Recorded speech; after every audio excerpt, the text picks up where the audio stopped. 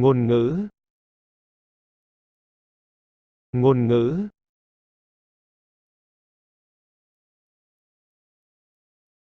tính từ,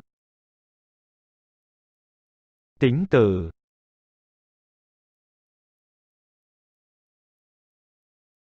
nâng cao, nâng cao,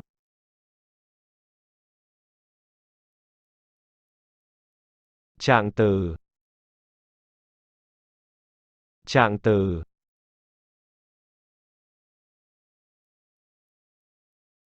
người mới bắt đầu,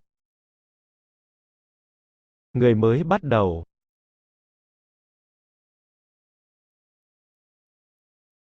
hai chấm, hai chấm,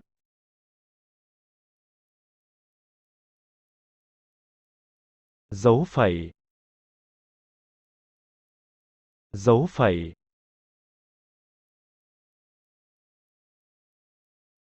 cuộc trò chuyện,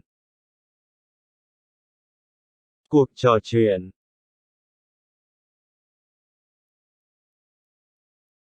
dấu gạch ngang dài, dấu gạch ngang dài,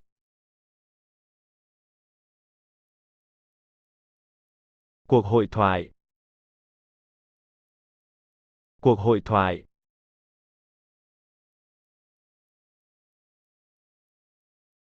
từ điển, từ điển,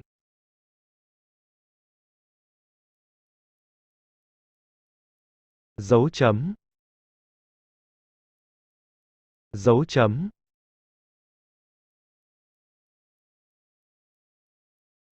dấu ba chấm, dấu ba chấm,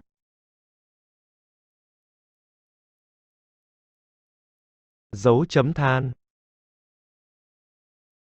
dấu chấm than,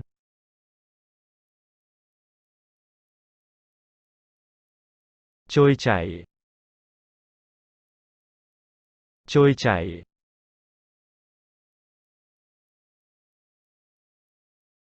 ngữ pháp,